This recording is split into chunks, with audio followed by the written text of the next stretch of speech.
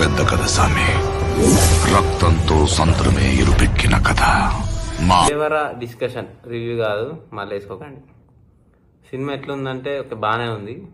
First half అయితే అసలు ఇట్లా గడగలాడిచిందని చెప్పొచ్చు. సెకండ్ హాఫ్ కొంచెం తగ్గింది. వేరే వాళ్ళు ఎట్లా చెప్పారో మనకు తెలియదు, కానీ సెకండ్ హాఫ్ అయితే కొంచెం తగ్గింది. ఆ లవ్ ట్రాక్ కొంచెం ల్యాగ్. ఫస్ట్ హాఫ్ అయితే స్టార్ట్ అయిందా, సీన్స్ పడ్డాయా, ఎలివేషన్స్, స్టోరీ అంటే ఇంకా మళ్ళీ సెకండ్ పార్ట్ కోసం స్టోరీ ఏమి ఎక్కువ చెప్పలేదు. అట్లానే కాదు, సీన్లు రాసుకుంటారు. స్టోరీస్ ఒకటే పాయింట్ ఉంటుంది, అట్లా స్క్రీన్ ప్లే రాసుకుంటూ వెళ్ళారు. ఫస్ట్ హాఫ్ వరకు అయితే అసలు ఎక్కడ బోర్ కొట్టదు, సాగేసినట్టు అస్సలు అనిపించదు. ఓకే, కరెక్టే. నేనేమనుకున్నా సెకండ్ పార్ట్ వరకు తీసుకెళ్ళొచ్చేమో.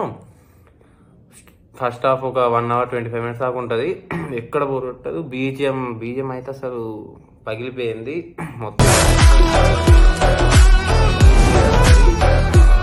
ఎగురుతూనే ఉంటాం. మళ్ళీ వెళ్తే ఫుల్ అంటే రష్ ఉన్న క్రౌడ్, సౌండ్ సిస్టమ్ చాలా బాగుండాలి, స్క్రీన్ కూడా పెద్దగా ఉండాలి. అట్లాంటి స్క్రీన్ ఉన్న చోటుకి వెళ్ళండి.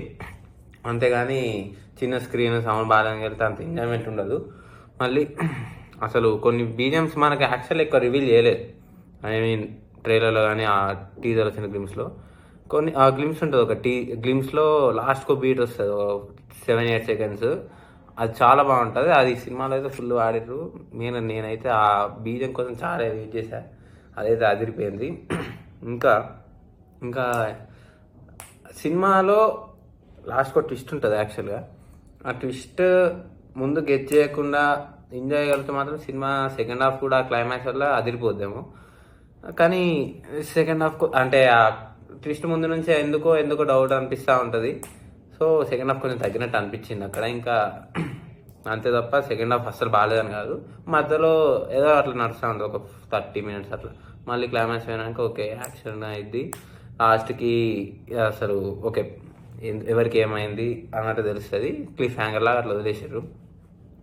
ఇంకా మెయిన్గా కంప్లైంట్ ఏంటంటే హీరోయిన్ కూడా అవసరం లేదు సినిమాలకి, తీసేసినా పెద్ద ఫరక్ పడదు. ఇంకా కొద్దిగా రన్ టైం సేవ్ అవుద్ది అని చెప్పాలి. ఇంకా కొద్దిగా ఇరిటేషన్ వస్తుంది, అందరికన్నా కాదు నాకైతే ఇరిటేషన్ వచ్చింది రోత చూస్తుంటే.